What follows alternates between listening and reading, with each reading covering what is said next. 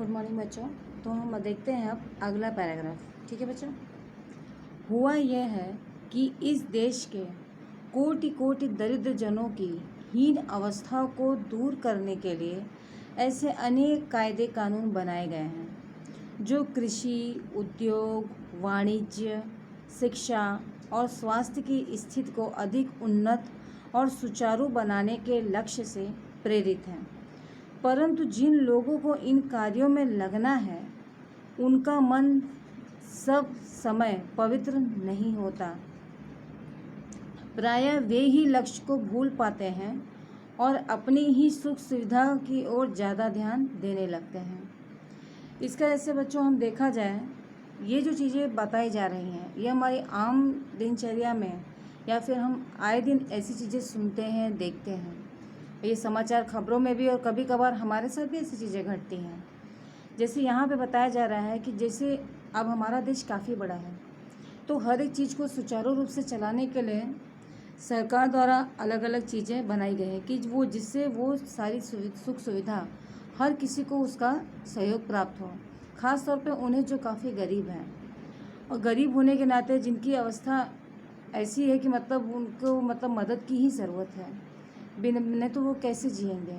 अगर उन्हें कोई तकलीफ़ आती है तो वो किससे कहने जाएंगे, कहाँ दिखाएंगे, क्या करेंगे। इन्हीं सभी चीज़ों के लिए जैसे हम आए दिन देखते हैं, जैसे राशन की दुकान पे सस्ते चीज़ में सस्ते कम पैसों में अन्न मिल जाना। अब तो हमारी भारत सरकार ने काफ़ी ऐसी नई चीज़ें भी लागू की हैं कि जहाँ पे जो गरीब स्तर के लोग हैं उनको फ्री का अनाज दिया जा सके। फिर हम देखते हैं कि जैसे उनके लिए कई सारे ऐसे कायदे कानून हैं कि अगर जिनका सब डॉक्यूमेंट अच्छा होता है तो 5 लाख की आकस्मिक सेवा भी उन्हें प्रदान की जाती है। जैसे आयुष्मान योजना के बारे में हमने सुना ही होगा। ऐसी ये 2 चीज़ें मैंने आपको इसलिए बताई बच्चों कि आपको इस लेसन को मैं समझा सकूं कि जैसे इसमें बताया गया है कि कोटि कोटि दरिद्र जनों की दीनहीन अवस्था को दूर करने के लिए और उसी के जो कायदे कानून बनाए जाते हैं, जब वो चाहे कृषि में हो, उद्योग में हो, वाणिज्य में हो, शिक्षा हो, स्वास्थ्य हो। तो मैंने स्वास्थ्य का आपको बताया, कृषि में भी काफ़ी सुख सुविधाएं वैसे आ गए हैं कि लोगों को जो डालना होता है खेत में, बीज डालने होते हैं, उसकी दरें पर थोड़ी सस्ती कर दी जाती हैं, खाद्य भंडार सस्ते कर दिए जाते हैं, उन्हें ऋण मिलता है किसानी करने के लिए। तो ये सारे जो लाभ हैं चूँकि ये उनकी सुख सुविधा के लिए बनाए गए हैं कि वो आसानी से उनकी भी ज़िंदगी चल सके और उसी के साथ उनका एक रोज़गार भी चल सके, जिससे वो उद्योग में भी पारंगत हो।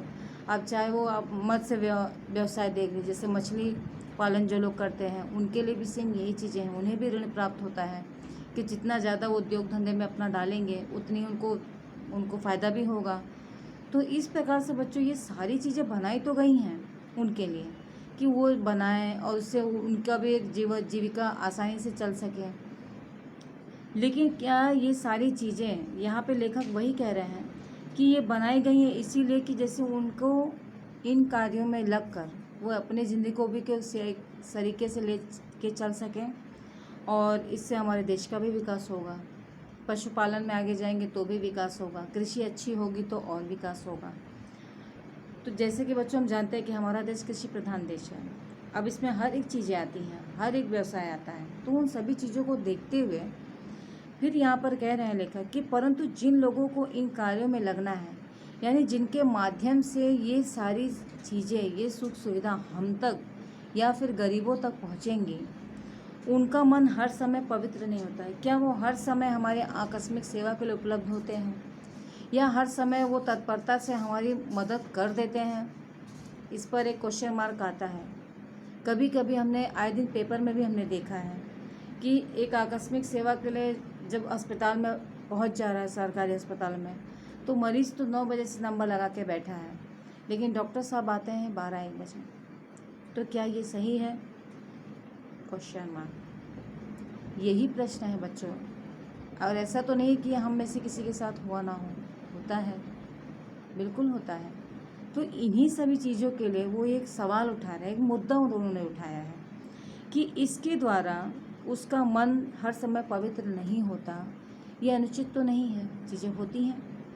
प्रायः वे ही अपने लक्ष्य को अगर भूल जाएं, जिस चीज़ के लिए सरकारी अफसरों को अस्पतालों को, कृषि में ले लो, कृषि विभाग के जो लोग होते हैं, हम ऐसे कई सारे विभाग हैं बच्चों कि जहाँ पर हमें ये चीज़ आए दिन देखने को मिलती है। इसे हम गलत नहीं कह सकते। तो इससे उन गरीबों को दिक्कत नहीं होती होगी, होती है, जिनकी सुख सुविधा को जिस एक लक्ष्य जो निर्धारित करके आपको दिया गया है कि आपको इसे सुचारू रूप से ले चलना है, अगर आप ही उस चीज़ को सुचारू रूप से ना लेके चलें तो इन गरीबों तक वो चीज़ें पहुँचेंगी कैसे? नहीं पहुँच सकती बच्चों। इसीलिए लेखक ने इस मुद्दे को कहा है कि अपनी सुख सुविधा में ही वो लोग इतने तल्लीन हो जाते हैं। आए दिन हमें सुनने में आता है कि डॉक्टर साहब छुट्टी, 1 हफ्ते की छुट्टी पे हैं। अब 1 हफ्ते की छुट्टी का मतलब सीधी सीधी बात है, या वो कहीं बाहर गए हैं, कहीं घूमने गए हैं। तो ये हर एक विभाग में देखने को मिलता है बच्चों। तो ये किसके लिए है? आपको रखा है गरीबों के लिए, गरीबों की सहायता के लिए।